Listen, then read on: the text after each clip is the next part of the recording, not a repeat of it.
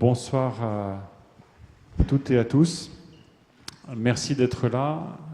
Bienvenue à Léonard Paris. Je m'appelle Philippe Devos, je suis le directeur de ce programme et votre hôte ce soir. Et encore une fois, je voudrais vous souhaiter la bienvenue.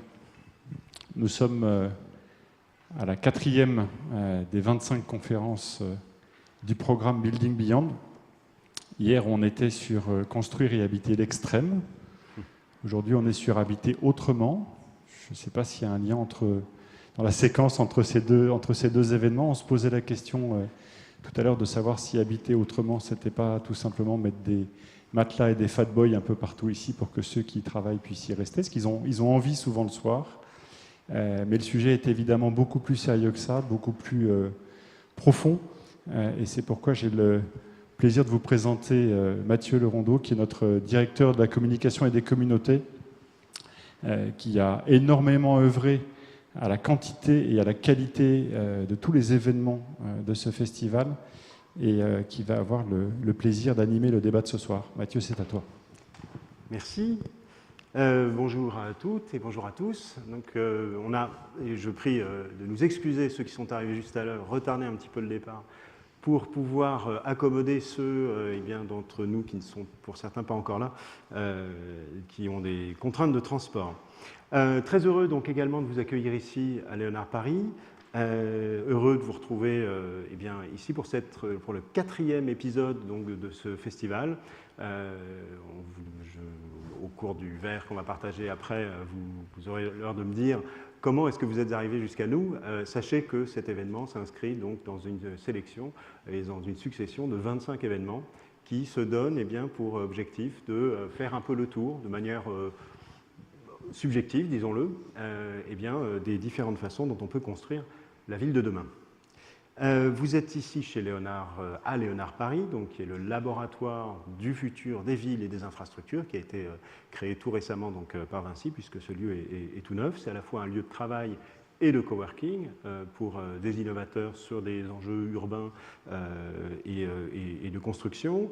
C'est un lieu de rencontre et de développement de nouvelles collaborations. Et puis enfin, c'est aussi et surtout un lieu ouvert, à l'image, je dirais, de ce festival, et qui veut amener, je pense que bon nombre d'entre vous faites partie finalement de ces innovateurs, de cet écosystème de gens qui, hors des grandes institutions ou des grandes entreprises qui construisent, conçoivent les villes, y contribuent. Donc soyez les bienvenus, vous êtes ici chez vous. Philippe m'a présenté en 2 mots. Je suis Mathieu Lerondeau, je travaille pour Léonard, mais également pour la Fabrique de la Cité, le think tank qui a lui aussi donc, trouvé et élu domicile donc, ici à Léonard Paris. Un mot du thème du jour, habiter autrement. Alors on est parti d'un constat qui est largement, partagé et qui a largement été documenté et argumenté par le passé, c'est qu'il y a un lien entre la dimension, l'organisation d'une société et l'organisation de l'espace. Les évolutions aujourd'hui donc, de la démographie, des nouvelles contraintes économiques, l'émergence de nouveaux modes de socialisation donc, en ville, on parlera aussi du numérique, et de la popularisation d'un certain nombre d'usages, de ce qu'il est coutume d'appeler donc, l'économie collaborative par exemple, ont conduit donc, un certain nombre donc, des acteurs, on en parlera tout à l'heure, justement de la conception et de la réalisation de ces villes et de ces ensembles urbains, à traduire ces transformations culturelles et ces transformations environnementales justement dans leurs projets.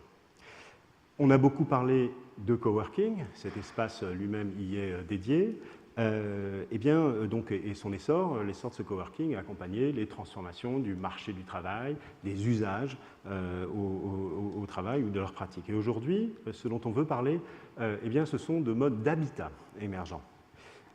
Ces nouveaux habitats, on les appelle habitats participatifs, cohabitat, coopératif d'habitat, co-living, co-housing. On va essayer de revenir, peut-être pas complètement dans le détail des définitions, mais au moins on va essayer de construire un petit peu la typologie de ces nouveaux usages, de ces nouvelles pratiques, et de comprendre ce qui se passe derrière, cette diversité d'appellations et de pratiques qui posent un certain nombre de questions. comment concilier eh bien, peut-être une aspiration au nomadisme et une autre aspiration eh bien, au lien social ou à créer du nouveau lien social. Je dis aspiration, mais c'est quelquefois, disons, la contrainte. L'aspiration à l'interconnexion entre résidents d'un même espace d'habitation et l'ouverture donc, au reste de la ville, au reste du monde. C'est autant de questions donc, auxquelles eh bien, les constructeurs et les gens qui conçoivent ces espaces vont vouloir répondre et dont on pourra débattre ensemble, tout comme d'ailleurs les candidats à ces nouvelles formes d'habitat dont nous parlerons enfin. Donc face à la crise du logement abordable en particulier, à certaines formes de précarité, peut-être eh bien, à la gentrification, l'habiter autrement formule donc une nouvelle promesse qui serait celle eh bien, de produire du bien vivre ensemble dans des espaces redesignés. Et c'est ça donc, qu'on veut explorer ensemble. Donc, comment l'habitat peut refléter des nouveaux modes de socialisation et ce bien vivre ensemble. J'espère qu'à l'issue de ces débats, on y verra plus clair, qu'on aura eu l'occasion d'échanger largement. Et puis, puisque je vous ai promis quelques rafraîchissements après cet échange, pourquoi pas donc, de prendre une colloque tous ensemble, comme le suggérait Philippe. Comment ça va se passer? On est ensemble pour 1h30. Je vais commencer par bien donner la parole à l'un des intervenants qui va nous présenter une vision personnelle mais originale de ce que nous voulons appeler, disons, ces nouveaux modes d'habitat autrement. Et puis, on va débattre ensemble et avec nos deux autres intervenants. Donc, n'hésitez pas à préparer vos questions. Elles sont attendues après ces premiers échanges. N'hésitez pas à les partager aussi. Il y a un hashtag pour ceux qui pratiquent les réseaux sociaux. Et ce hashtag, c'est #BuildingBeyond. Je vais présenter donc, les différents intervenants du jour et commencer peut-être par Michel Maffezoli. Bonjour, donc vous êtes sociologue, vos travaux s'inscrivent depuis les années 70, on peut le dire, donc dans la lignée postmoderne. Vous avez beaucoup travaillé sur les mutations, disons, des sociétés contemporaines et plus particulièrement sur les modes de socialisation et sur l'espace. Et ça nous intéresse tout particulièrement, qui s'illustre notamment dans les notions de tribalisme, de nomadisme que vous avez contribué à populariser. Un mot de Caroline Rémini pour te présenter. Vous êtes la directrice de l'ingénierie BIM de Vinci Construction. J'ai l'impression que le son est un peu difficile quand je me cale là. Directrice de l'ingénierie BIM donc, de Vinci Construction après avoir fondé un bureau d'études, Tech 3D.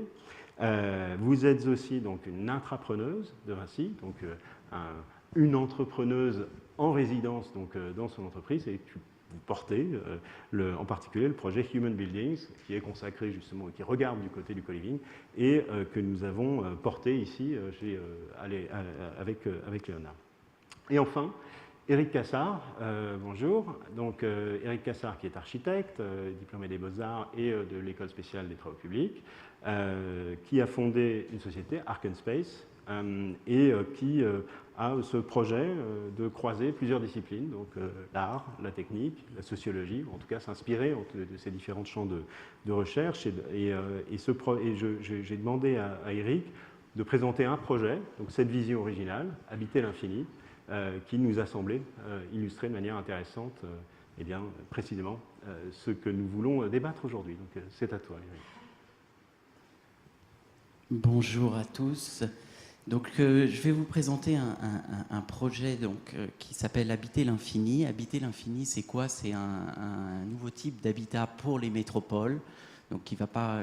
Moi, je suis pour la diversité des choses. Donc, c'est une possibilité de vivre dans les métropoles. Et la question, c'est quoi au départ? Il est de plus en plus difficile de loger dans les métropoles parce que les espaces sont trop petits et qu'ils coûtent cher.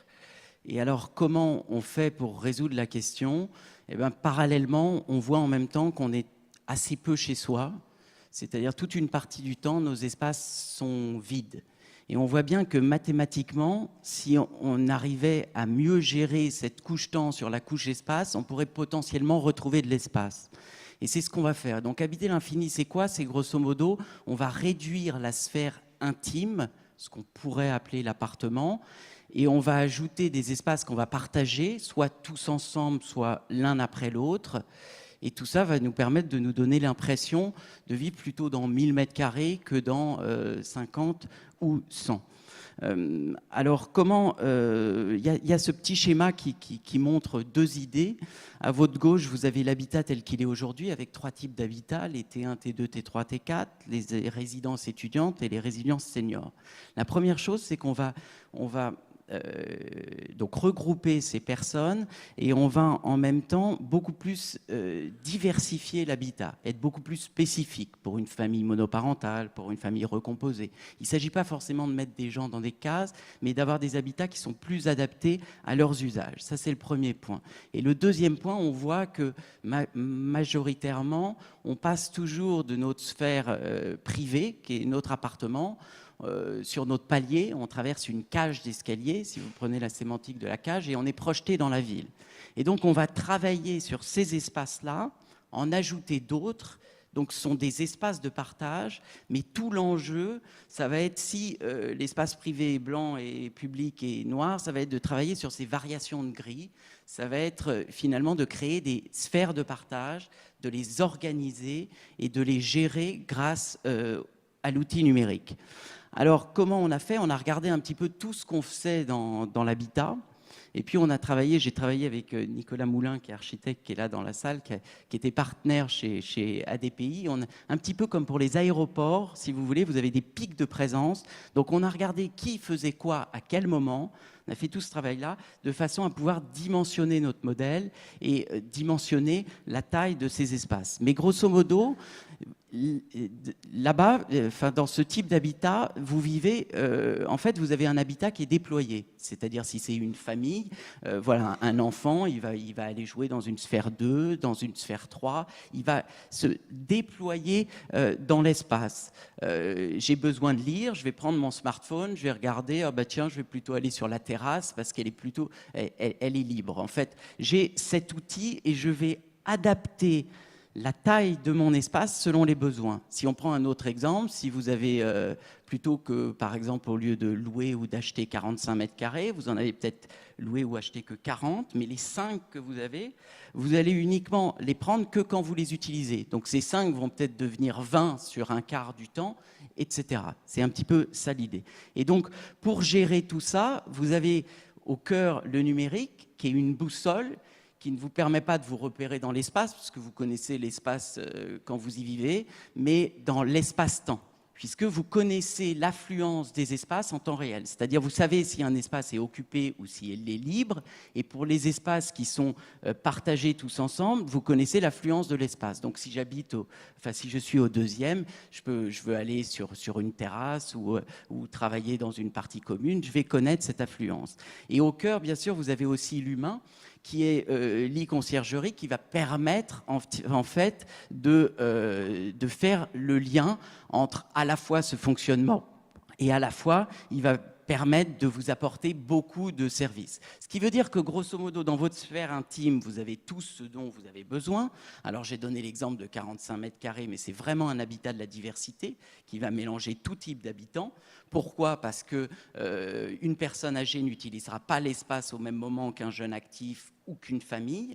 Et puis, c'est un habitat pour celui qui a moins d'argent ou pour celui qui a plus d'argent, parce que celui qui pourrait s'acheter 200 mètres carrés dans Paris, il va peut-être préférer en acheter 180 et en profiter de 2000.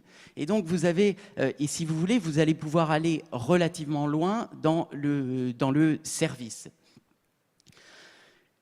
Quand on regarde un petit peu, alors c'est assez schématique entre de l'habitat traditionnel et cet habitat, mais comme vous pouvez le voir, par exemple, vous avez l'escalier, ben voilà, vous avez le palier de l'escalier, vous avez 4 tables, une table, 4 chaises, c'est un petit espace qui va permettre peut-être à un ado d'y aller pour faire ses devoirs, à un autre moment quelqu'un pour travailler. Alors là aussi, avec le numérique, l'avantage, c'est qu'aujourd'hui, dans nos habitats, on fait tout au même endroit. On a toutes les choses là. Au contraire, je veux travailler au soleil, et ben le soir, je vais plutôt aller quelque part à l'ouest et le jour plutôt à l'est. Je peux aussi tout avoir dans ma sphère intime, mais alors que j'ai peut-être qu'une petite kitchenette, comme on vit sur des temps de plus en plus désynchronisés, peut-être que la famille, on décide de se retrouver, je ne sais pas, les mardis soirs et on a réservé la cuisine et la salle à manger et on prend ce temps-là. Ou peut-être, à contrario, je veux recevoir des amis chez moi, il est 3 heures de l'après-midi, je vois qu'il y a un espace qui est libre, je vais le réserver et puis je peux aller plus loin dans le service jusqu'à avoir à manger et pourquoi pas faire passer quelqu'un pour le nettoyage, etc. Donc en fait, on voit bien que l'espace, il devient élastique. Pour moi, il est circonscrit en temps réel par le numérique. Quand je ne suis pas là, la petite partie que je n'utilise pas, elle est toute petite et je peux même aller plus loin puisque via l'e-conciergerie, je peux imaginer la mettre en pseudo-location sur un type Airbnb. Et puis quand je suis là, je vais pouvoir l'adapter à mes besoins. Je vais pouvoir adapter sa taille. Et donc finalement, on habite avec un forfait qui pouvait être un peu comme nos anciens forfaits, il y a celui qui a le 2 heures, le 4 heures, etc. Et on va réserver certains espaces, il y en a d'autres qui ne sont pas réservables, quand on en a besoin. Et donc on a vraiment cet habitat élastique qui change le lundi, le mardi, le mercredi, et vous avez cet ensemble où mon nouvel habitat, il va utiliser tous ces espaces les uns avec les autres. Et donc j'ai mon smartphone, je vais réserver, évidemment ça a un coût, et ce coût, il va dépendre un petit peu de l'offre et de la demande, un petit peu comme un billet d'avion qui peut coûter cher un vendredi soir et un lundi matin, et moins cher à des périodes creuses. Mais qui sont dans les périodes creuses ? Une période creuse, ça va être une personne âgée qui va peut-être utiliser son spa plutôt à 11 heures, ça va être quelqu'un qui fait du télétravail, ou c'est peut-être son entreprise qui va payer pour son espace. Et ce qui est intéressant, c'est que quand on paye, ça va en diminution des charges de l'ensemble des locataires. C'est-à-dire qu'on est sur un cercle vertueux où tout le monde a intérêt à ce que ces espaces soient le plus utilisés. Donc c'est vrai qu'un peu comme le Vélib', quand ça fonctionnait, vous pouviez avoir quelque chose, la station est pleine, donc finalement je dois aller garer mon vélo ailleurs. Et forcément, vous avez aussi ces choses-là, mais surtout, comme on est sur ce cercle vertueux où plus l'espace est utilisé, plus ça rapporte à tout le monde, on est surtout sur une économie circulaire qui est ouverte. C'est-à-dire que le bâtiment qu'on construit n'agit pas que pour ses habitants, il agit aussi pour les habitants à côté. C'est-à-dire si je suis prof de musique, peut-être je vais réserver un atelier pour donner un cours de musique. J'ai un anniversaire pour mes enfants, je vais réserver l'espace, même si j'habite à côté. Et quelque part, il devient aussi à économie, on rentre des éléments dans cette économie du bâtiment. Si on prend la personne qui fait du télétravail, c'est peut-être mon entreprise qui me réserve. On a des espaces qui sont des chambres-bureaux, c'est-à-dire c'est des chambres la nuit et des bureaux le jour. Elle va peut-être me la réserver ce temps-là. Un autre grand changement, c'est que c'est un habitat de la diversité. C'est-à-dire que les écoquartiers qu'on construit aujourd'hui, de façon très juste, on veut, par les normes, répondre à des qualités de confort pour tout le monde, par exemple 2 heures de lumière par jour dans les appartements, ce qui fait qu'on est sur des bâtis qui sont beaucoup moins denses que ce qu'on a pu construire historiquement, que ce soit dans l'haussmannien à Paris ou dans des tissus moyenâgeux. Vous ne pouvez plus avoir ces apparts au premier étage, deuxième étage, qui donnent sur une cour et où finalement il n'y avait pas de lumière. Là, au contraire, on va pouvoir, puisque mon habitat n'est pas que ça. C'est-à-dire mon habitat, il se déploie. Donc je peux me retrouver à louer finalement quelque chose au premier étage qui n'a jamais de lumière directe. De toute façon, ça m'est égal puisque je peux aller sur d'autres espaces. Donc on recrée de la diversité. Donc c'est plus facile pour les gens pour se loger un petit peu, chacun selon ses besoins. L'autre exemple, c'est si on est 3, qu'on a chacun notre voiture, on va l'avoir de taille à peu près similaire pour répondre à notre besoin. Si on partage, on va peut-être, alors si on est 5, on n'aura peut-être plus que 4 voitures, et dans ces 4 voitures, il y en aura une de sport, une petite, une grande. Donc on voit bien qu'on recrée de la diversité. Et pour finir, c'est un petit peu rapide, donc on voit un petit peu les avantages. Le premier, c'est vraiment cette impression de vivre dans beaucoup plus grand. Si je reprends l'exemple de la famille, beaucoup de familles quittent les métropoles, quittent les grandes villes, parce que quand vous avez 2 enfants, même 100, 120 mètres carrés, ça peut rester petit et qu'on préfère les voir courir dans le jardin. hein. On voit bien que là, au contraire, la porosité de l'habitat fait que chacun va retrouver un petit peu sa place, démultiplier les usages, on va pouvoir faire plus de choses. Voilà, si on parle de Bachelard avec sa pièce dans le grenier qui fait rêver avec ses espaces, bah là, on va pouvoir trouver des espaces aussi comme ça, puisque tout l'enjeu, c'est de ne pas définir ou peu définir l'usage de ces espaces, faciliter le quotidien par tout un nombre de services qui peuvent arriver, sachant que le premier service, j'ai oublié de le dire, c'est que comme vous avez votre boussole qui vous permet de vous déplacer dans l'espace-temps, tout le monde est connecté. Comme tout le monde est connecté, il y a un réseau social avec 100% des gens qui sont là. Et donc là, vous imaginez que, comme une économie sociale et solidaire, enfin, c'est une économie sociale et solidaire, et bien vous échangez. C'est-à-dire, moi, je peux dire, je ne sais pas, je suis bilingue en espagnol, donc on peut le voir, quelqu'un va avoir besoin de mon service, je vais peut-être lui rendre ce service, ou alors quelqu'un qui aurait besoin d'une voiture, il peut l'envoyer, etc. C'est-à-dire que vous avez la force de l'Internet, parce qu'on va parler des smart cities, c'est un petit peu cet enjeu du numérique. Alors bon, je vais un peu vite, mais vous l'avez localement. C'est-à-dire l'Internet connecte des gens les uns avec les autres, mais aujourd'hui de façon très dégéographisée. Là, vous l'avez localement. Donc ça va décupler nos forces et potentiellement ouvrir une porte d'accès commune vers le web. On n'est plus seul à aller vers des services, mais on est tout un groupe, donc c'est plus intéressant.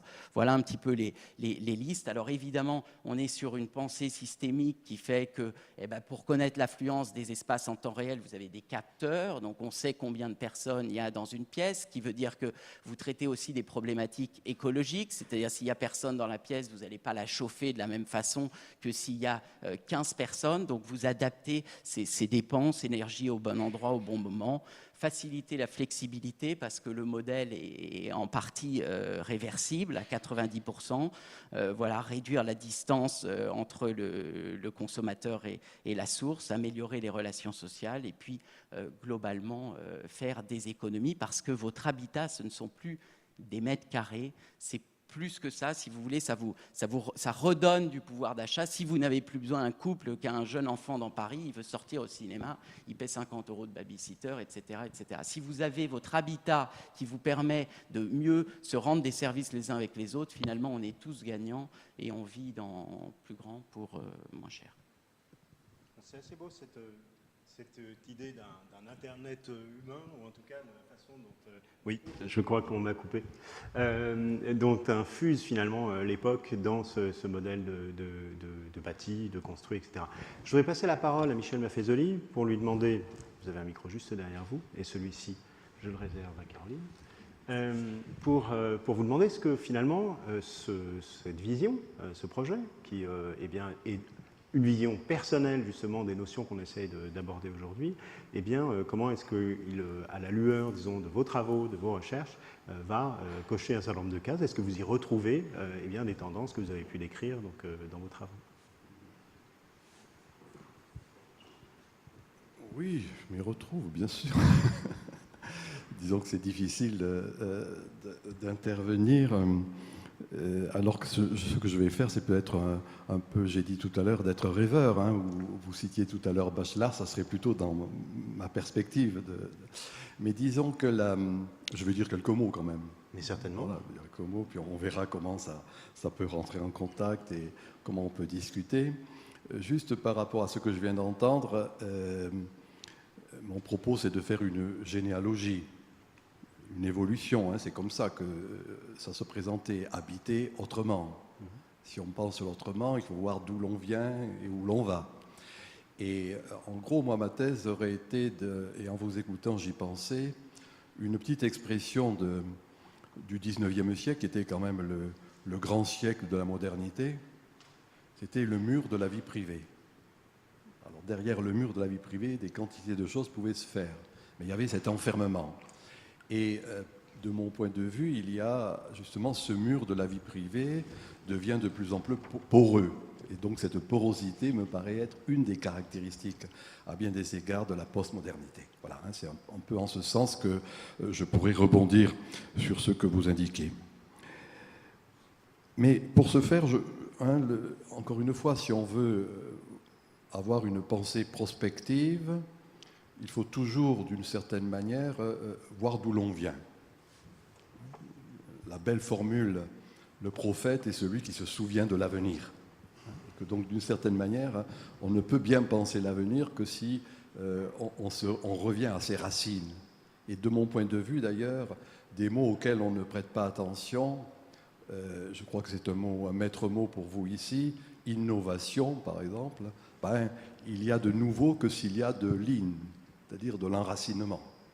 Et moi, c'est un de mes dadas, c'était ma thèse dans les années 70, en effet, qui s'intitulait « L'enracinement dynamique ». C'est-à-dire que dans le fond, on avait cru dépasser dans notre progressisme bené et parfois notre progressisme dévastateur ce qui étaient les éléments de la tradition, et on se rend compte d'une certaine manière qu'il y a retour à ces éléments que l'on avait cru dépasser. Voilà. Ce pour dire que moi, pour ma part, j'ai toujours eu peur, et à l'époque, ce n'était pas de mode, mais j'avais fait une critique très forte du mythe du progrès. L'humanité serait partie d'un point A de barbarie pour arriver à un point B de civilisation absolue. C'est ça le progressisme, si vous voulez, hein, que l'on a intégré sans bien y faire attention. Je dirais qu'on a sucé avec le lait maternel, de la petite enfance jusqu'à l'alma mater universitaire.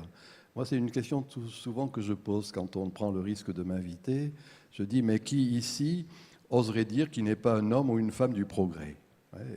On ne peut être que progressiste. Pour moi, de mon point de vue, ce n'est pas forcément quelque chose qui est évident. Et quand on regarde sur la longue durée les histoires humaines, on se rend compte qu'au-delà de ce linéarisme, encore une fois, dans lequel on a été formé, il y a des époques. Je rappelle encore une fois, je crois qu'il est important de revenir aux étymologies, qu'en grec, le mot époque, ça veut dire parenthèse. Donc une parenthèse s'ouvre, une parenthèse, ça se ferme. Et de mon point de vue, on est en train de fermer la parenthèse moderne. Et il y a là quelque chose d'autre qui est en train de naître. Et c'est si on est conscient de ce balancement des histoires humaines, ben, qu'on peut penser l'autrement, qui très souvent d'ailleurs revient à prendre d'une certaine manière, pas forcément de la même manière, ce qui a existé préalablement en quelque sorte. Alors voilà, ma thèse, elle est simple. Autant la modernité, quand je dis modernité, ce qui a commencé au XVIIe siècle, ce qui s'achève à la moitié du XXe siècle, c'est ça, les temps modernes. Autant dans cette modernité, ce qui a prévalu, c'était le temps, l'histoire, quelque chose qui était lointain, qui faisait que d'une certaine manière, on ne pouvait penser la vie de maintenant qu'en fonction de ce qu'elle serait demain, les lendemains qui chantent, la société parfaite et la prévalence de l'histoire. Autant, moi, ce qui me paraît être en jeu, ce qui était prémoderne, ce qui risque d'être un élément de la postmodernité, c'est l'espace, une spatialisation du temps.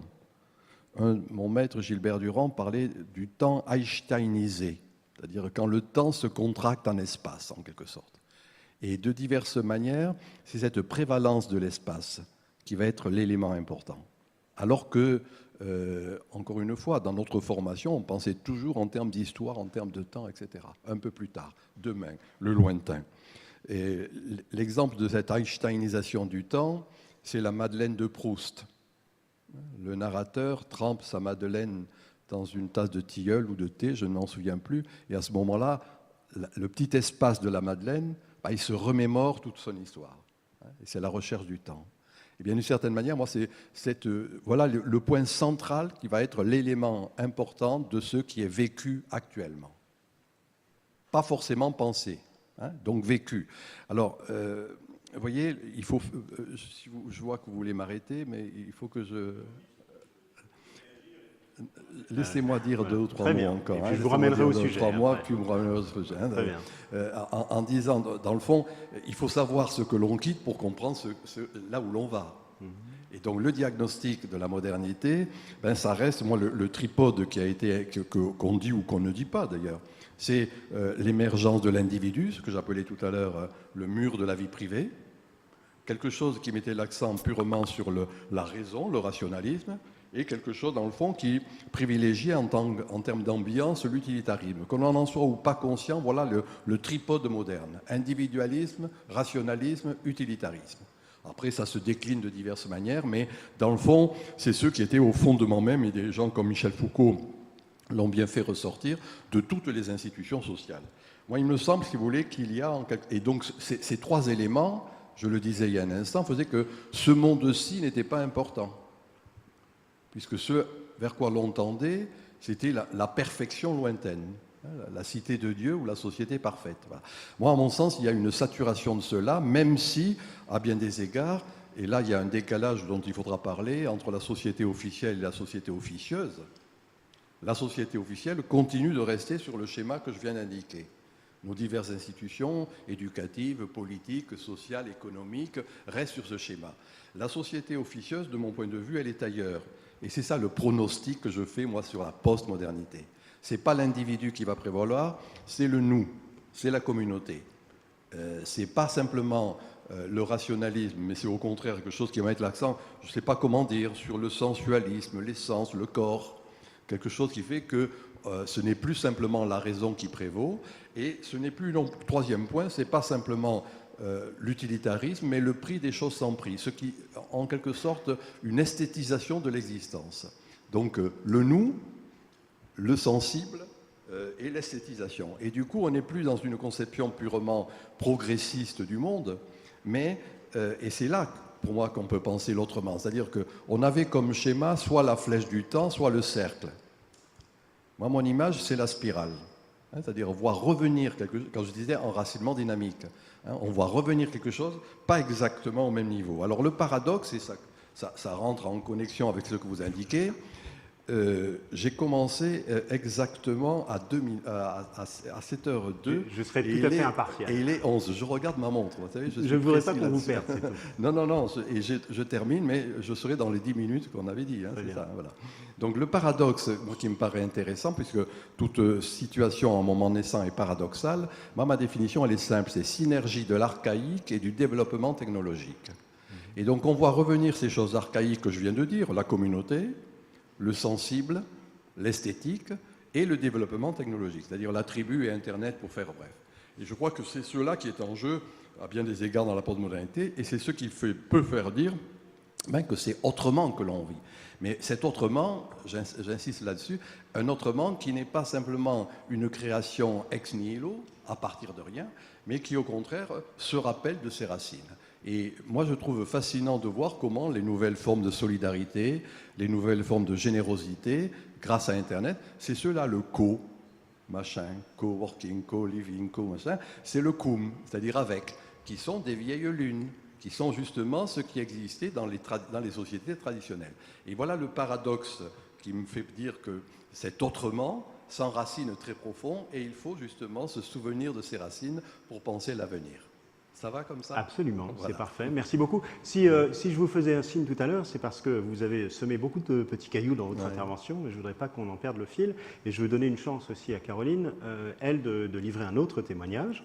Alors je ne t'invite pas forcément à partir exactement en rebond, même s'il y a plein d'idées sur la vie privée, sur une façon de, disons, sinon tourner le dos, en tout cas de s'écarter d'un strict utilitarisme, cette notion de communauté qui ont été évoquées donc, par Michel Maffezoli, sur lesquelles j'ai envie de t'inviter quand même à rebondir pour témoigner de ta propre expérience, parce que tu es entrepreneuse et tu travailles à développer justement des concepts voisins d'habitat partagé, mais tu es aussi toi-même habitante d'un espace lui-même partagé. Et de cela, j'aimerais bien savoir ce que c'est que vivre dans un espace comme celui-ci et comment est-ce que justement tu te positionnes par rapport à tout ça. Est-ce qu'on peut jouir d'une certaine vie privée dans ce genre d'espace?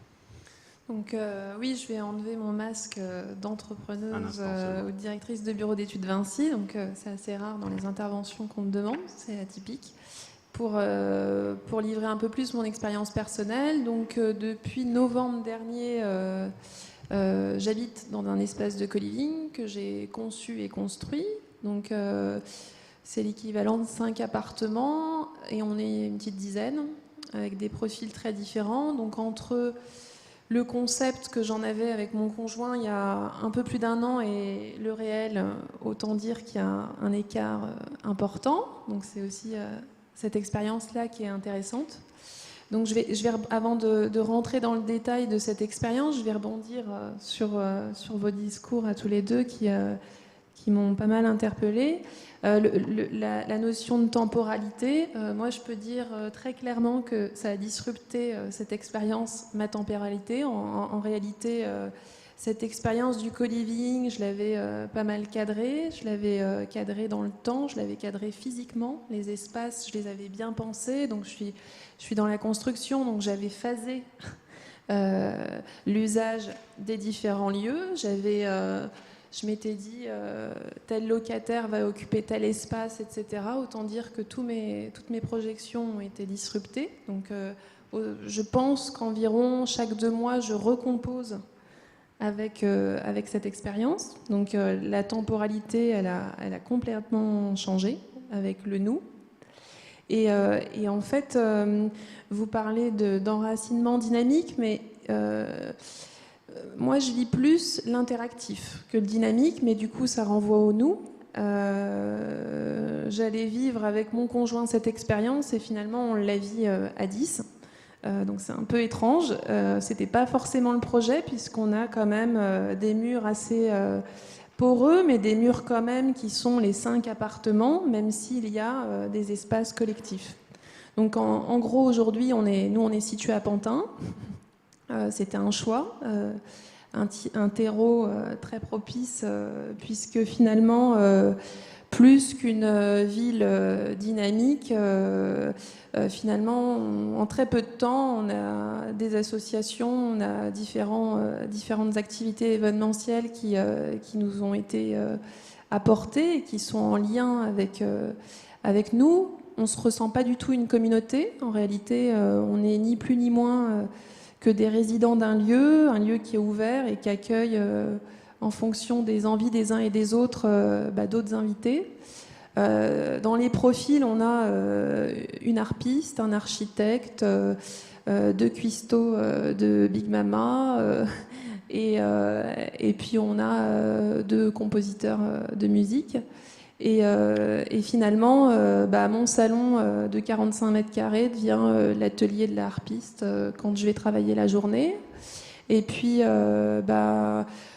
quand on parle du digital, j'ai beau travailler toute la journée dans le digital, puisque je travaille sur le BIM et les constructions numériques. Je suis pas une experte, moi, du digital en ce qui concerne ma sphère intime. Donc pour moi, je créais un espace de co-living, mais c'était de la location, des moments de vie partagés, et le digital pouvait rester à la porte de la maison. Et finalement, le digital est rentré chez nous dès la première annonce qu'on a postée. De façon assez naïve, on a posté une annonce, loue F2 meublé dans une maison un peu atypique, avec, on va dire, un brunch par mois, et puis quelques activités en commun. Et puis on s'est retrouvés en fait avec une vingtaine de personnes en train d'attendre devant la porte. Et là on s'est dit, bon ok, ça c'est la force du digital, va falloir gérer. Parce que pour nous c'était aussi une rencontre, ces moments où on faisait le choix du locataire, on pensait prendre notre temps, rencontrer 1, 2, 3, et puis voilà. Et puis finalement, c'était assez massif parce que la demande est forte, parce qu'il y a un vrai problème dans les grandes villes de logement, et finalement, on répondait à une demande. Donc c'est un côté positif, mais finalement, faut aussi pouvoir entendre cette demande forte et se dire qu'il va falloir composer avec au sein d'un espace de vie commun. Ça c'est passionnant. Moi j'aimerais bien revenir un tout petit peu là-dessus, c'est-à-dire qu'on commence à voir se dessiner des motivations justement pour créer des espaces partagés. Michel Lefezoli, vous parlez d'une forme d'aspiration finalement à refaire de la communauté, à, encore une fois se détourner de certains des canons de la modernité. Tu viens de parler, Caroline, de contraintes de marché, d'environnement et de comment trouver des espaces. Voilà. Mais c'est une expérience finalement assez organique qui s'est développée et conçue. Et Eric, le témoignage est un peu différent. Il y a vraiment une aspiration à se modeler sur les usages du numérique et arriver à les faire infuser, encore une fois, dans le construit. Qu'est-ce qu'on peut dire encore de ces motivations? Qu'est-ce qui peut motiver justement pour aller partager donc, de l'espace? Non, mais peut-être pour réagir, déjà la différence c'est que quand vous êtes 10, c'est vrai que Voilà, c'est très différent. Je pense qu'il faut une certaine échelle. Enfin, ensuite, attention, vous l'avez dit en introduction, il y a plusieurs façons d'habiter demain. Voilà, et il y a plusieurs endroits où habiter. Les habitats sont différents selon qu'on est en métropole, etc. Mais plus vous augmentez le nombre, plus vous pouvez avoir une part d'anonymat un petit peu plus grande. Moi, quand on me demande pour habiter l'infini, c'est un habitat pour à peu près 600 personnes, c'est à l'échelle d'un îlot, parce que vous avez un service aussi, des services pour nettoyer, etc. Vous êtes vraiment... Si on me demande si c'est une communauté, j'aime bien répondre, je ne sais pas, si vous vivez dans un village, est-ce que vous considérez que c'est une communauté ? Donc, communauté, oui et non. Moi, j'aime bien le mot commun, mais le mot communauté, en fait, il est un peu trompeur. Normalement, communauté, c'est vivre ensemble. Et souvent, c'est devenu vivre ensemble avec des gens qui sont comme moi. Là, c'est pas forcément l'idée. Et le nombre permet... Et compte tenu du fait qu'il y a du nombre, il faut qu'il y ait des espaces et il faut que ces espaces soient gérés. Enfin, si on prend l'exemple du covoiturage avant Blablacar, après Blablacar, ce sont deux choses différentes, complètement différentes en termes d'usage, différentes en termes de personnes qui utilisent le service, etc. Et donc, en fait, il faut réussir à dimensionner ces espaces. Alors, comme vous l'avez dit, entre un modèle théorique et une réalité, ensuite, il y a des choses qui changent beaucoup. Donc, il faut définir, mais il faut quand même définir, il faut avoir des valeurs seuil, des quantités. Moi, ce que j'aime bien dire aux promoteurs, parce que souvent on dit « Ah bah oui, on va le faire, mais on va commencer un petit peu. On va mettre une chambre d'amis qu'on va se partager. » Déjà, c'est dire une chambre d'amis qu'on va se partager, ça fonctionne pas ou très peu, parce que c'est une chambre d'amis. Donc déjà, vous lui donnez une notion d'usage. Non, il faut un espace qui peut peut-être servir pour dormir et pour faire d'autres choses. Et ensuite, il faut que vous ayez la quantité. L'exemple que je donne, c'est vous sortez City Scoot dans Paris, vous mettez 200 scooters, ça marchera jamais. Il faut que vous avez des valeurs seuil qui fait que ma façon de vivre va être différente. Michel Fezoli, à nouveau, on parle de seuil, de façon comme ça d'engrainer et puis de rendre possible et populaire, si on peut dire, ces nouvelles formes d'habitat. Est-ce que au-delà de ce que vous nous avez déjà dit sur les mutations que vous annoncez, que vous attendez, est-ce que vous pensez que la société est prête finalement à ça ? D'abord, je pense que ces mutations, on ne les attend pas, elles sont là. Et que la vraie pensée, d'ailleurs, au-delà des bavardages qui prédominent dans le débat intellectuel, c'est de savoir regarder ce qui est là. Hein, le savoir, moi je dis, c'est dire à voir. Voilà. Donc c'est là. Après, il faut le penser. C'est d'abord vécu, puis il faut le penser.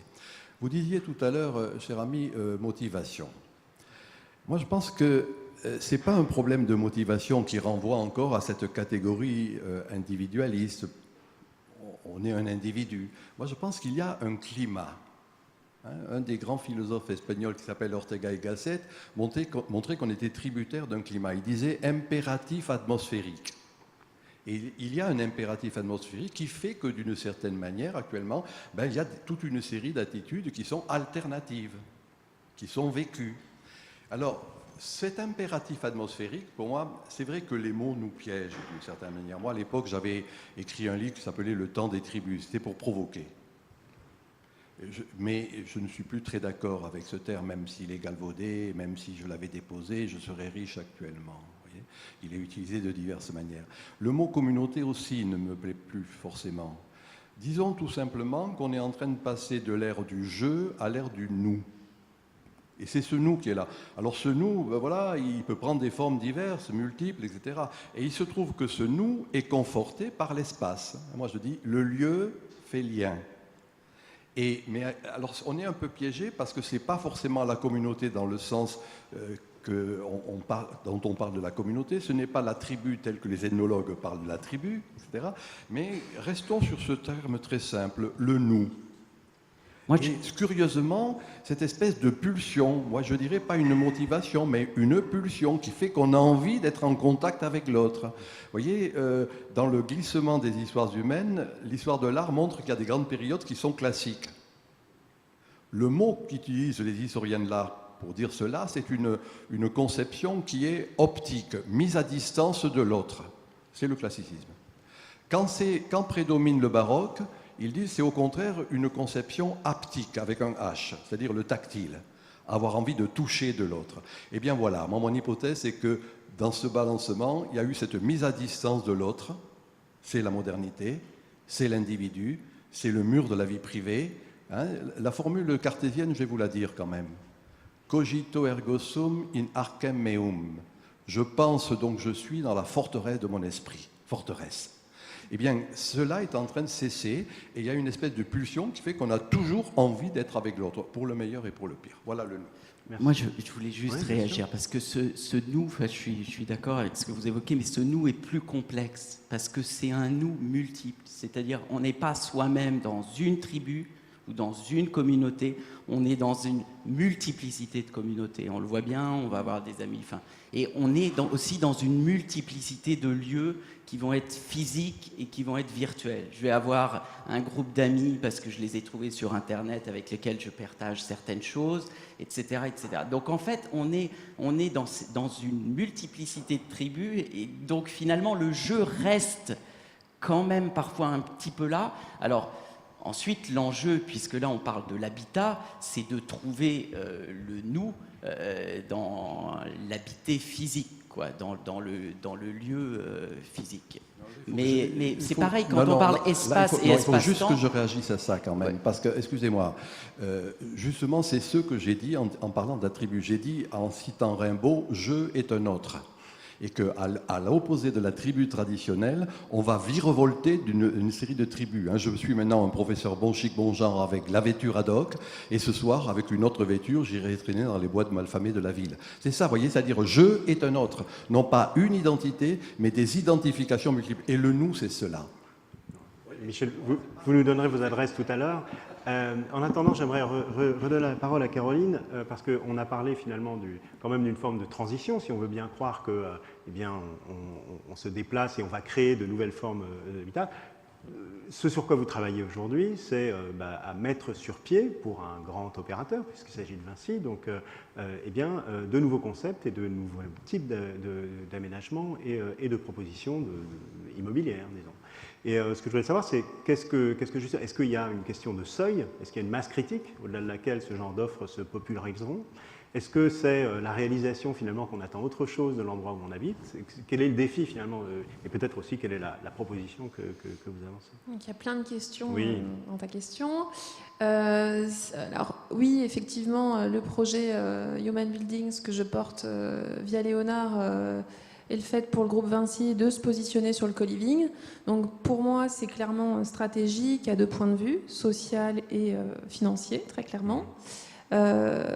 C'est un enjeu social pour Vinci, puisqu'aujourd'hui, dans le cadre des chantiers du Grand Paris et des chantiers, des grands projets en France, il faut réussir à être attractif, à capter des collaborateurs. Oui, la construction ne fait plus rêver, malheureusement. Malgré les beaux et gros chantiers que nous faisons, nous avons du mal à attirer des jeunes, à attirer des collaborateurs et surtout à les fidéliser. Les chantiers du Grand Paris sont aussi des chantiers très exigeants et très difficiles à vivre.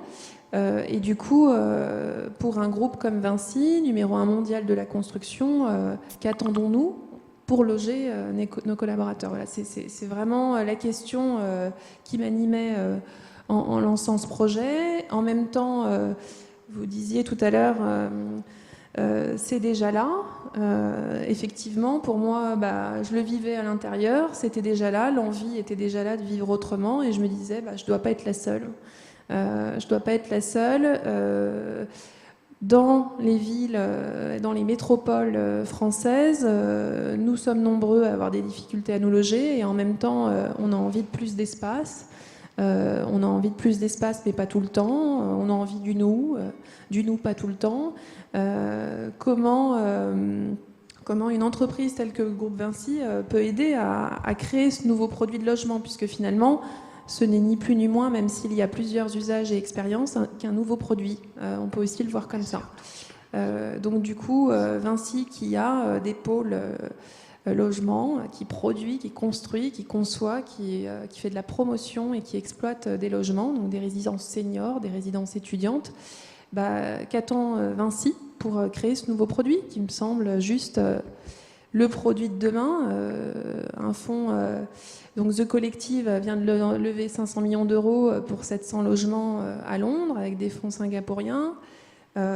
Finalement, le co-living, c'est densifier l'habitat. Donc, en densifiant, on est rentable. En partageant des services, on est encore plus rentable. Donc, la question de la rentabilité du co-living, qui est très régulièrement posée en France, ne se pose pas forcément partout de la même façon. On voit que dans d'autres pays, ça explose. On se posait la question de la rentabilité des résidences seniors il y a 50 ans, des résidences étudiantes il y a 15 ans. Donc oui, aujourd'hui, c'est plus un sujet. Chaque nouveau produit en France est longuement réfléchi avant d'être lancé. Je pense qu'aujourd'hui, le co-living est un produit qui peut prendre de multiples facettes, comme on l'a évoqué, et qu'il est urgent pour le groupe de s'y lancer, donc à différents points de vue en tant qu'exploitant, puisqu'il faut être au plus près de l'expérience utilisateur, donc exploiter et vivre ces co-living. En tant qu'investisseur, Vinci est entrepreneur. Si c'est un produit rentable, autant être investisseur.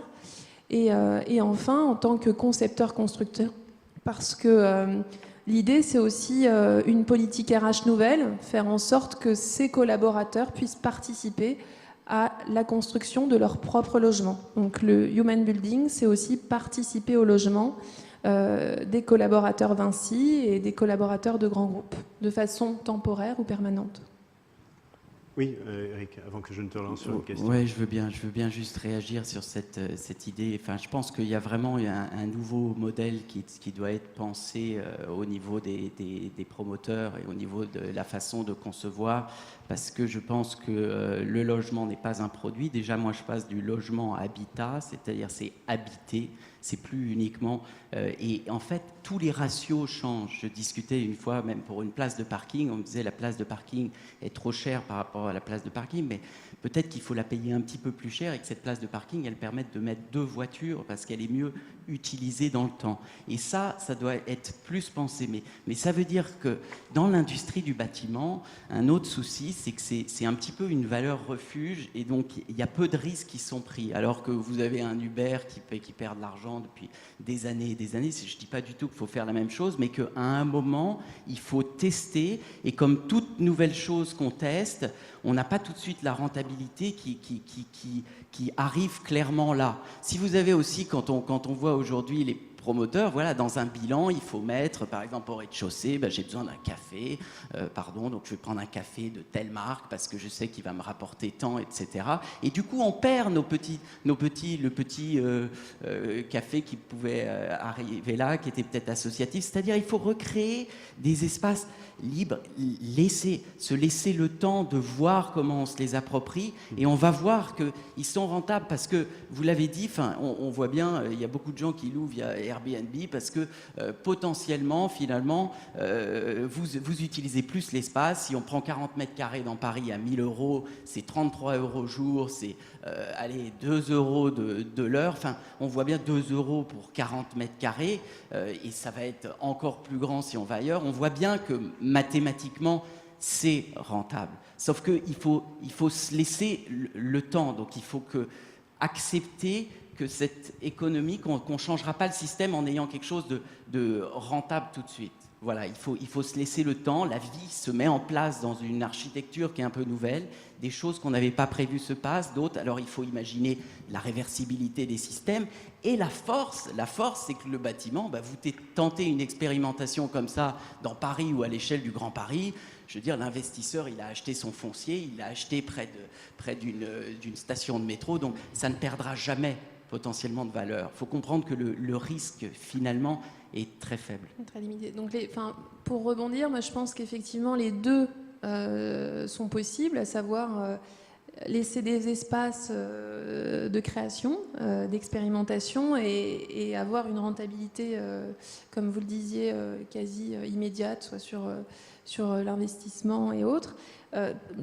Qui est difficile pour un grand groupe, ou en tout cas pour une intrapreneuse comme moi, c'est forcément d'aller voir un major et de lui dire vous ne gagnerez pas tout de suite de l'argent. Ce changement de posture qui est stratégique, pour voir naître autre chose est indispensable. Je pense qu'à travers cette rentabilité de différents niveaux, un grand groupe peut l'entendre. Effectivement, il y a l'investissement sur le foncier, il y a, et cette rentabilité quasi immédiate, surtout à Paris. Il y a cette rentabilité sur l'exploitation, qui est plus sensible, effectivement. Et puis, il y a une nouvelle rentabilité qu'on découvre, qui est la rentabilité sur la marque. Et c'est vrai que la rentabilité ou la valeur que prendra une marque n'est possible que si on laisse des espaces de création et une part d'imprévisible. Je veux quand même rebondir et peut-être vous rediriger pour avancer un tout petit peu sur une autre des caractéristiques qu'on a bien entendu, qu'il y avait des aspirations, je dirais, légitimes, en tout cas, à créer des concepts qui soient rentables, mais en même temps des aspirations sociales que ce type d'habitat pourrait satisfaire. Il y a un aspect dont on n'a pas parlé et qui, me semble-t-il, est important dans la proposition notamment d'Éric, c'est celle de créer des espaces qui soient véritablement mixtes en réalité, avec une forme de mixité sociale ou générationnelle. Est-ce qu'on peut dire un mot peut-être de ça? Est-ce que cette mixité générationnelle, c'est une promesse pour les éventuelles les collectivités, par exemple, qui pourraient souhaiter voir se créer ce type d'espace, ou est-ce que c'est une aspiration de la société, précisément, que celle de partager son espace avec d'autres types de populations? Moi, je pense que c'est à la fois... Il ne faut pas forcément toujours séparer les choses. Il y a quelque chose qui peut être social et qui peut être complètement rentable. Je pense que vraiment les choses vont ensemble. Donc là, la mixité intergénérationnelle dans un habitat comme ça a deux avantages. Évidemment, le premier avantage, ce sont les liens sociaux, parce que quand on vieillit, c'est bien d'être en contact avec les plus jeunes, etc., etc. Et puis, on va pouvoir se rendre à un nombre de services qui est incroyable. Et puis, de l'autre côté, on n'utilise pas les espaces au même moment. Donc, il ne s'agit pas non plus de faire vivre tout le monde les uns juste à côté des autres, puisqu'il y en a qui vont préférer des choses avec moins de bruit, tout ça. Mais globalement, partager des espaces les uns après les autres, ça va être facilité parce qu'on ne les utilise pas au même moment. Et partager des espaces ensemble si on veut, mais surtout des moments d'échange où on va s'apporter l'un à l'autre. Un jeune retraité. On voit bien qu'aujourd'hui, avant les familles, mais peut-être, avant les familles étaient beaucoup plus regroupées, donc peut-être la grand-mère allait chercher les enfants à l'école, c'était un petit peu plus simple. Aujourd'hui, finalement, on est beaucoup plus, dans des espaces qui sont pas les mêmes, mais on a des gens près de soi qui, avec qui on peut recréer des nouveaux contacts sociaux et on va pouvoir s'entraider. Est-ce que, Michel, je peux vous demander de réagir? Notamment, parce qu'encore une fois, est-ce qu'on a des traces dans la société, autres que ces nouveaux modes d'habitat proposés, qui suggèrent que cette mixité qu'existe cette aspiration à partager des espaces? De toute façon, ce terme, on l'a employé de diverses manières. Le terme de partage ou d'interactivité, pour moi, c'est une des caractéristiques essentielles du temps présent. Mais avant, vous voyez, vous disiez tout à l'heure, et puis vous avez également développé, qu'est-ce qui est performant? Qu'est-ce qui fait qu'une entreprise va être performante? Moi, je l'ai dit tout à l'heure, on est performant uniquement si on est en phase avec l'esprit du temps. Vous voyez, par exemple, tout au début de cette modernité, Thomas Kuhn, historien américain qui parle des structures des révolutions scientifiques, il montre que, dans le fond, il y avait au XVIIe siècle une espèce d'équivalence entre l'Europe et la Chine, la poudre à canon, l'imprimerie, etc. Et que la performativité du modèle européen va être qu'à l'encontre de l'Extrême-Orient, il va suivre la via recta de la raison, la voie droite de la raison. Et pour ce faire, il va laisser sur le bord de la route, il le dit encore en latin, quelques impedimenta inutiles. Le ludique, le festif, l'onirique. Et il dit, c'est parce qu'il y a eu cela que on a été performant. Et quand Ford va demander à Taylor comment on fait le management de ces entreprises, bien il dit il faut suivre ce modèle du rationalisme, cette via recta, voie droite. Alors ça, pour moi, c'est saturé. Et que ce qui est en jeu actuellement, c'est la reprise de ces bagages qu'on avait laissés sur le bord de la route. Le festif, le ludique, l'onirique, l'interactivité, le partage. Or, il se trouve que ces caractéristiques sont justement les caractéristiques de l'enfant éternel. Et pour moi, la spécificité, c'est ça intergénérationnel, c'est-à-dire que la spécificité de la postmodernité, c'est le retour de l'enfant éternel. Alors que pour la modernité, c'était l'adulte sérieux, rationnel, producteur et reproducteur. Et que c'est justement quand l'on sait réutiliser ces catégories qu'on avait laissées de côté, qu'on sera performant. Et c'est en ce sens uniquement, c'est-à-dire si je sais utiliser le qualitatif, je répète ces mots, festif, ludique, onirique, et curieusement, une entreprise obtient de la compétence quand elle sait mettre l'accent sur l'appétence, l'appétit. Voyez, et que c'est quand on sait mettre l'accent sur l'appétit qu'il va y avoir de la compétence. Voilà, vous voyez, et ça c'est un retour de l'enfant éternel qui me paraît être une des spécificités de la postmodernité.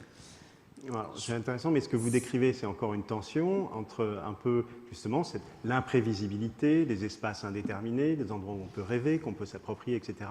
Et malgré tout, sans même parler de contraintes, une aspiration à bien gérer ces espaces. Pour témoigner d'un exemple et d'une expérience qu'on peut avoir dans un lieu comme ici, qui est un lieu qui, justement, revendique sa part d'indétermination. On peut s'installer là pour travailler, on peut y faire une réunion, on peut s'installer, etc. Il y a une grande part d'imprévisibilité. Il est très difficile de gérer un lieu comme celui-ci avec certitude, avec précision, de telle heure à telle heure, cet espace sera occupé par, etc., etc. Donc là, je voudrais en revenir à ces modalités pratiques, quasiment, plus que concrètes, que eh bien, Eric semble aborder eh bien, grâce à l'outil numérique, dont il faudra bien parler, et dont Caroline, elle, suggérait, en tout cas de ton expérience personnelle, que c'était encore une fois une expérience plutôt organique et qui allait se régler de manière plus fluide. Donc est-ce qu'on peut dire un mot de ça, et notamment encore une fois de la part du numérique dans l'organisation de ces espaces? Il est capital. Pour faire un lien aussi à ce qui a été dit, quand on voit, pour aller dans l'histoire, quand on prend un village, en fait, un village a été construit, un village médiéval, on crée une enceinte pour se protéger de l'assaillant, et on vit à l'intérieur de cette enceinte. Donc déjà, on construit dans une partie qui est circonscrite. Et là, il va se passer des espaces d'une richesse où ça se mélange, où finalement vous avez la diversité. Et c'est vrai qu'avec le modernisme, on va vers du fonctionnalisme, où on va mettre le bureau là, l'habitat ici, etc. Parce qu'on pense qu'on va le gérer mieux.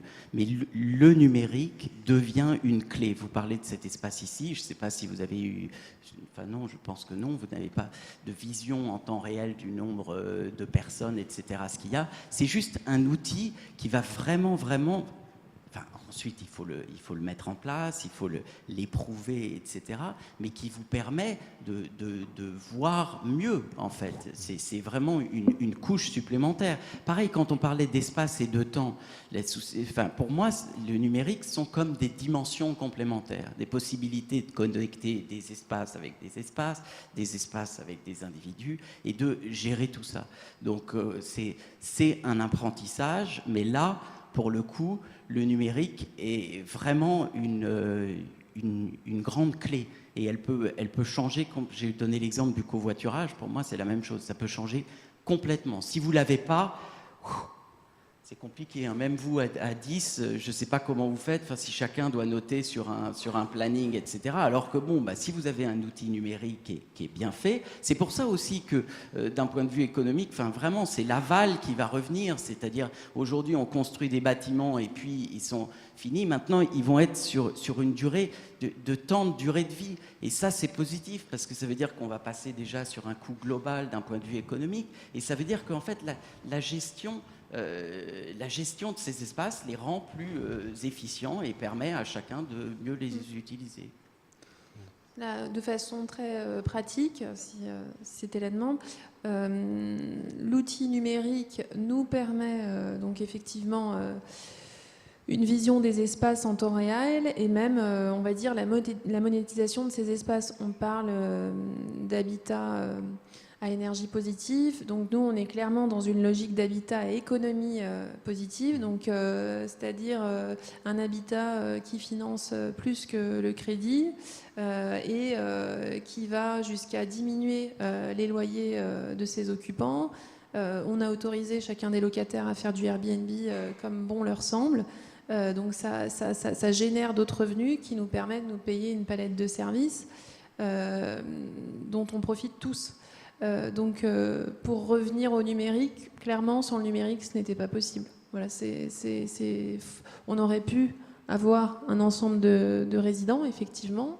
On aurait été sur de la location meublée un peu classique. Dès qu'on touche au partage, on va dire, dans certains cas monétisé pour des services ou pour de la mise à disposition, le numérique est essentiel.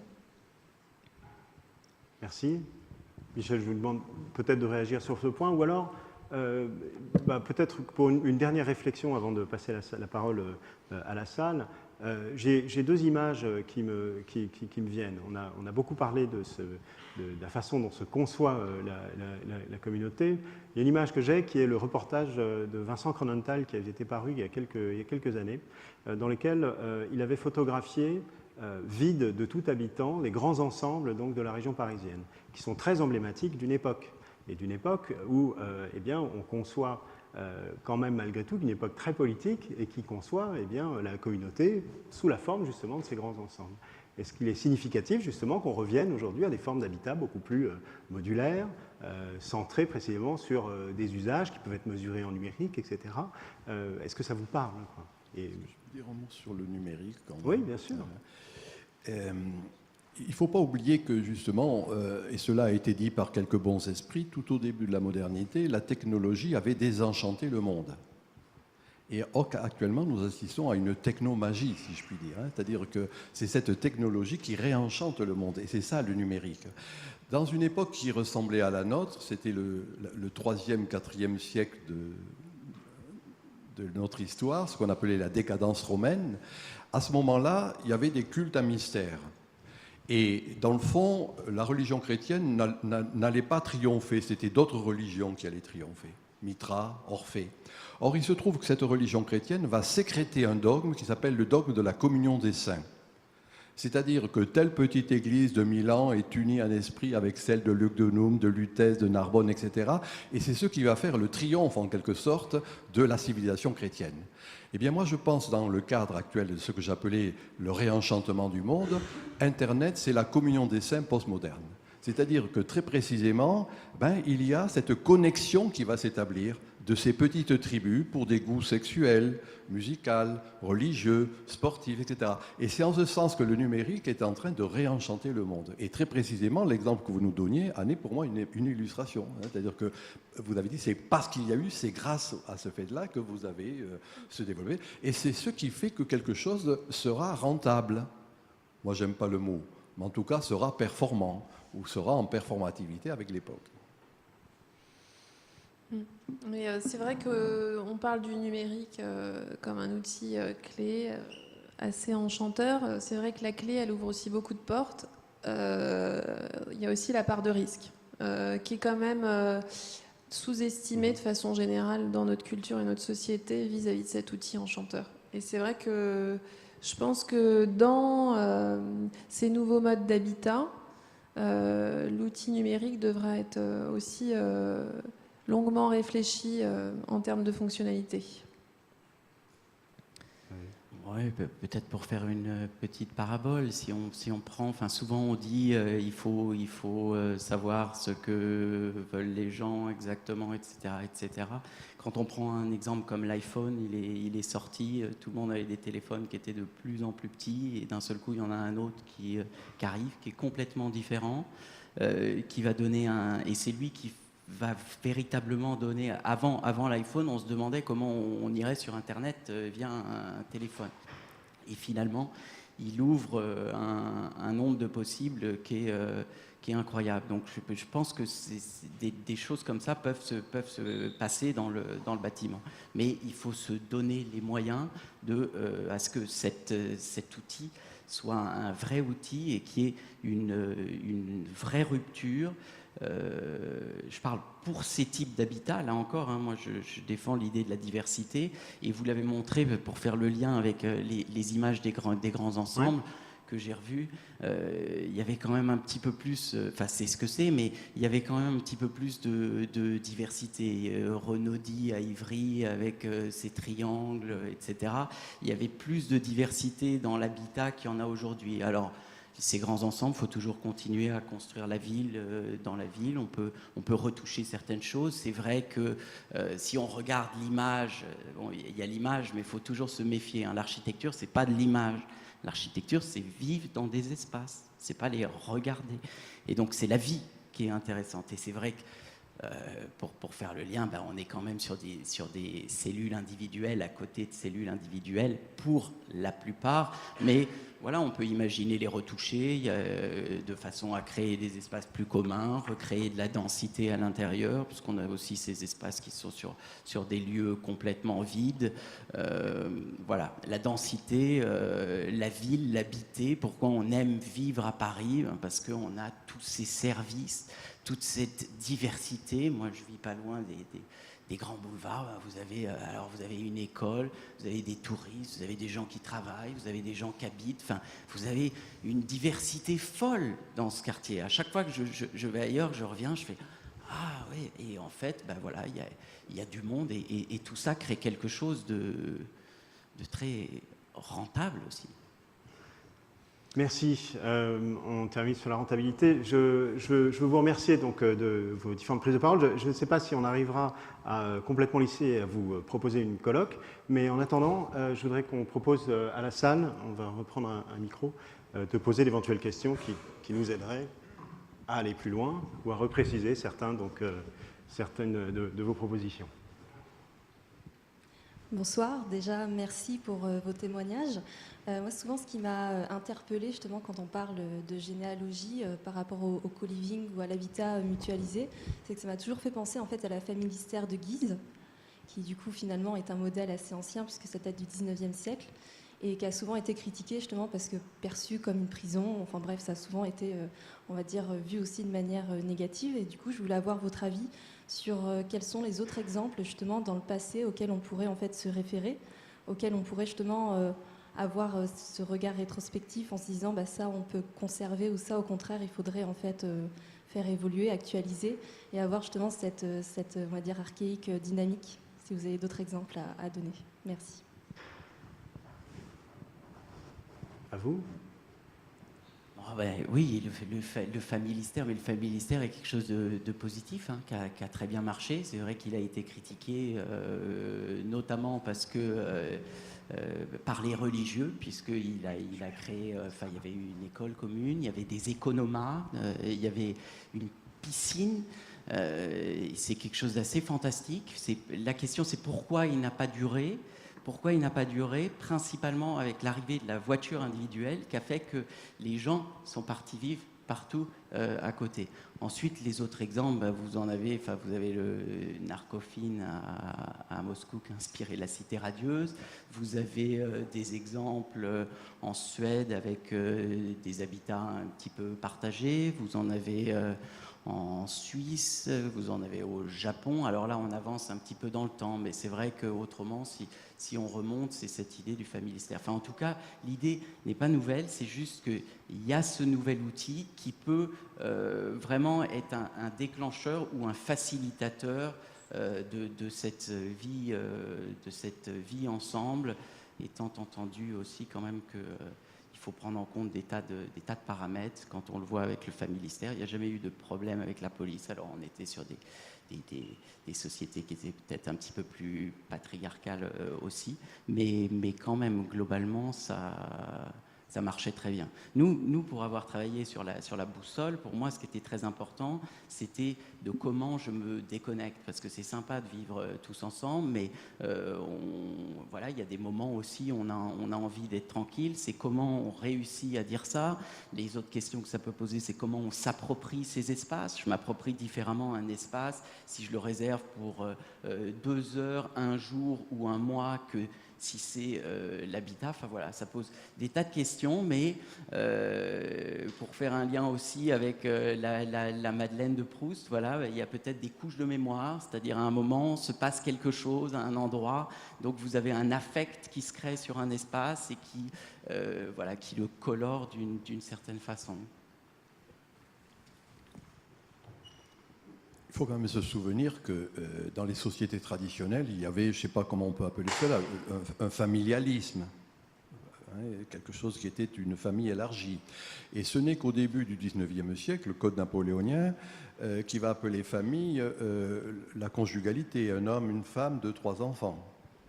Et il se trouvait qu'au début du XIXe siècle, quand un couple se mariait, il avait une espérance de vie de 20 ans au maximum. Actuellement, on voit ce qu'est cette espérance de vie qui est bien plus longue. Et d'une certaine manière, on voit bien qu'on a plusieurs vies dans une vie. Et du coup, il y a les familles recomposées. Il y a enfants de plusieurs lits. Quelque chose qui rejoue d'une certaine manière ce familialisme des sociétés traditionnelles. Alors, faut-il appeler ça, faut-il lui donner un nom précis? Je ne suis pas sûr actuellement. Bien sûr. Mais en tout cas, il y a certainement une nouvelle donne qui est en jeu actuellement, ne serait-ce encore une fois pour ce que j'ai dit un peu bêtement, c'est-à-dire que l'espérance de vie d'un couple n'est plus de 20 ans, mais de 50 ans. Et que donc, du coup, il y a plusieurs vies dans la vie. Il y a des sincérités successives. Et dans l'amour aussi, il y a des sincérités successives. Vous voyez, donc ça va élargir le propos. Peut-être autant d'éléments effectivement favorables à l'épanouissement de ces nouveaux types d'habitat. Bonsoir, merci beaucoup pour vos interventions. Alors ma question s'adresse à Éric Cassard à propos de votre projet. Je me demande si vous intégrez une composante, si vous vous intéressez au thème de la modularité, parce qu'on sait qu'aujourd'hui l'usage du logement évolue avec les étapes de la vie. Peut-être qu'à un moment on a un enfant qui va partir, ou alors on va avoir besoin d'une pièce en plus pour un usage donné. Et je voudrais savoir si vous considérez qu'à partir du moment où on mutualise beaucoup d'espace, cette question de la modularité éventuelle à l'intérieur du logement individuel perd de sa pertinence.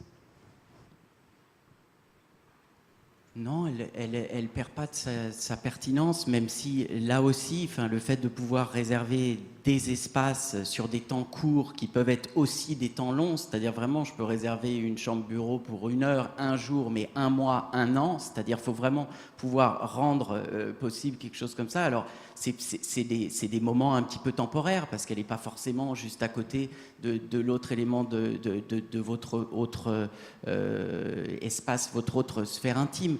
Mais autrement, c'est aussi des astuces tout simples qui font que s'il y a quelqu'un qui déménage à côté, je peux annexer un espace. Je pense que vraiment la réponse est dans la complexité. Moi, c'est assez drôle quand j'ai eu ma fille, je vivais dans un appartement à Paris et je me suis mis d'un seul coup à connaître mon voisin qui a eu un enfant au même moment. Il avait un enfant plus âgé. Bon, il se trouve, il était designer. On était 2 locataires. Les chambres des enfants étaient juste à côté. Malheureusement, il n'est pas resté. Il a dû repartir en Suisse. Mais autrement, on voulait ouvrir une porte entre les 2 chambres. Et là, vous n'avez pas de numérique. Vous avez juste une porte entre des chambres d'enfants qu'on peut fermer d'un côté ou de l'autre et qui change tout parce que les enfants s'entendent bien, donc ils peuvent déjà circuler s'ils veulent. Et ensuite, moi, je veux aller au cinéma, je laisse la porte ouverte, il garde mon enfant pour moi, et vice-versa. Et on peut imaginer que quand il a déménagé, si j'avais eu besoin de plus grand et qu'il y avait eu cette porte, je pouvais peut-être prendre l'espace en plus. Donc je pense que, en fait, de toute façon, on est dans une époque où il faut réfléchir dans la complexité. Et donc, il faut utiliser différentes façons. Merci. Une autre question. Bonsoir, merci. J'avais une question par rapport à la temporalité de cette approche. La partie numérique, il faut quelques semaines, quelques mois pour avoir l'application et elle évolue très facilement. La partie infrastructure, il faut combien de temps pour la mettre en œuvre?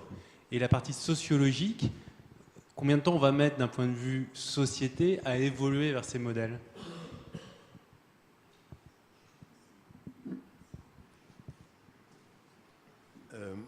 Moi, je disais tout à l'heure un peu rapidement, on est déjà là. Mais encore une fois, ce on est là, ce n'est pas institutionnalisé. Hein. Je crois qu'il faut être attentif à ce désaccord, grave d'ailleurs, entre la société officielle et la société officieuse. Et en même temps, c'est notre travail à nous de repérer ce que Simmel appelait le roi clandestin de l'époque. Moi, ce que j'ai dit, tout ce qu'on a dit tout à l'heure, dans le fond, c'est le roi clandestin. Il y a un politique qui gère, il y a de l'économie qui apparemment est importante et tout à l'avenant. Mais il est important de repérer qu'il y a là une autre nappe phréatique, si je puis dire. Voilà. Donc la temporalité, alors on a dit, les historiens ont expliqué qu'une époque durait 3 siècles. Et qu'entre les époques, il y avait des périodes qui duraient 4 ou 5 décennies. Voilà. Moi, je considère que c'est à partir de la moitié du XXe siècle, on n'en a pas parlé, le design et d'ailleurs le postmodernisme architectural, où se marque la différence. C'est-à-dire le design, c'est quand l'objet quotidien, on va rendre belle la casserole. Elle garde sa fonctionnalité, en plus je l'esthétise, je la pare, et tout à l'avenant. Vous voyez, c'est ça tellement. Mais du coup, ça prend quelques décennies, c'est les années 60, 64, à Berkeley, 68 en Europe, puis le courant s'enfonce, et puis à un moment donné, ça devient évident. Et l'an 2000, ça devient évident, ce réenchantement du monde. Ça devient évident qu'on n'est plus en accord avec la société officielle. Ça revient évident qu'il y a des rébellions, des révoltes, des indignados. Vous voyez ? Et il se trouve que, curieusement, Internet joue un rôle. En France, nous sommes en retard d'une guerre. Moi, je vais souvent au Brésil. Eh bien, ils se rendent bien compte que le net-activisme, par exemple, c'est quelque chose qui est alternatif au monde politique, au monde syndical, etc. C'est ce qui va faire culbuter un président, une présidente ou autre. Vous voyez, des éléments de cet ordre. Alors voilà, la temporalité, elle est celle que je viens de dire. C'est-à-dire qu'à certains moments, il y a un processus de sédimentation. Et puis le dernier grain de sucre ou de sel fait que ça ne peut plus supporter le sel et le sucre. Nous sommes à ce moment-là, à mon avis. Encore une question, s'il vous plaît. Bonsoir. Donc il me semble en effet que ce sont des tendances assez inéluctables, ces nouvelles formes d'habitat. Du coup, plutôt une question pour Eric et Caroline. Comment réagissent les promoteurs quand vous leur proposez votre projet et Vinci et vous, Eric, à votre projet, comment réagissent ces promoteurs? Visiblement, il y a des freins. Alors, est-ce que c'est que les freins de la rentabilité? Parce qu'il semble y avoir quand même de la demande de gens qui veulent vivre dans ce type d'habitat. Et à la limite, par extension, quel serait le bon promoteur pour lancer ce type de projet? Est-ce que c'est des gros comme Vinci ou est-ce que ça serait une start-up disruptive qui va offrir ce genre d'offres? Aujourd'hui, très clairement, sur le marché français, il y a déjà des demandes. Donc, il y a déjà des appels d'offres qui paraissent avec des demandes de co-living auxquelles le groupe Vinci répond et bien d'autres. Dans les acteurs identifiés, on a différents acteurs. Effectivement, on a les majors qui essayent, on va dire, en tâtonnant de structurer et de se positionner. Il y a déjà des tout petits très actifs. Et puis, on a d'autres acteurs donc, qui ne sont pas forcément des promoteurs qui se réveillent et qui s'organisent très vite, qui sont plutôt des fonds d'investissement et qui ont vu dans ces nouveaux modes d'habitat une véritable pépite à l'écoute finalement de notre société. Donc pour répondre à la question, des promoteurs, il y en a qui sont déjà intéressés et demandeurs, et puis il y en a qui sont beaucoup plus réticents pour un peu faire le lien avec la mixité, la diversité, la modularité.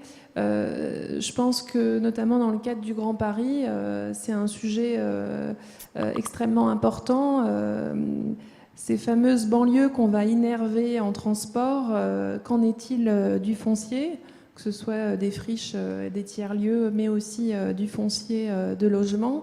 Mixité, modularité sont à réfléchir par ces acteurs publics. Pour moi, clairement, le sujet du co-living commence à être un élément plutôt maquillage, inscrit dans des appels d'offres. Il doit être beaucoup plus central, à mon avis. Il y a plusieurs façons, plusieurs co-living, et il y en aura des mauvais, il y en aura des bons, comme l'habitat classique, etc. Ça, ensuite, Habiter l'infini, ce que j'ai présenté, qui va plus loin, il a plutôt un accueil favorable. même si ça prend du temps. Il y a vraiment des promoteurs, enfin je dirais en termes de personnes, mais qui peuvent être dans des grandes sociétés, hein, qui ont envie de le pousser. Je sens une envie d'y aller. Je sens que les promoteurs, petit à petit, s'approprient et ça avance, pas assez vite selon moi, beaucoup trop lentement. Mais ils sentent qu'il y a quelque chose. De toute façon, on va vers l'usage. Enfin, la question de la temporalité juste avant. Enfin, on voit bien qu'on va vers un usage linéaire. Hein. Le coût de construction d'un bâtiment, c'est 20% sur sa durée de vie. 80%, c'est le coût de l'exploitation. Et donc, on voit bien qu'en fait, il faut pouvoir être sur toute la ligne, pouvoir le penser. Maintenant, ça change vraiment la façon de penser. Il faut trouver des business models, même si, moi, de mon côté, j'ai quelques pistes, mais voilà, il y a ça à trouver. Et puis, nous, il y a un promoteur avec lequel on a répondu qui était prêt à investir pendant 2 ans sur le fonctionnement de ça, si ça avait été sélectionné. Voilà, je pense que c'est une question de l'air du temps, mais que on y arrive. Et vraiment, je crois que plus généralement, il faut penser vraiment des modèles économiques vertueux. Si on n'y va pas, ça va se casser un petit peu la figure. Et quoi qu'il se passe, c'est surtout qu'on construit un nombre de logements en France. Il faut que ces nouveaux logements qu'on construise soient différents, parce qu'autrement, on n'y arrivera pas. Pour ça, il faut... On pourrait aller très loin aussi sur où on construit, sur la question du coût du logement, parce qu'on s'attache toujours à ce coût de construction. Moi, j'aime bien dire, vous me donnez un terrain avec un bon sol n'importe où, faire un bâtiment haute qualité environnementale tout seul, pour un coût raisonnable, c'est facile. Par contre, aller construire dans une dent creuse urbaine, en centre urbain, et pourtant, c'est là qu'il y a besoin, et c'est là que les personnes veulent vivre aussi, et ben ça coûte plus cher. Pourtant, ça va être plus durable. Merci Eric. Le moment est venu, je pense, de vous remercier. Ah, pardon.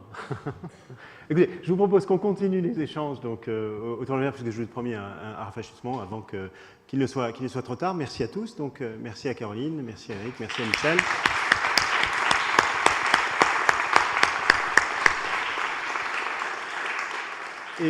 Et tous, bien évidemment,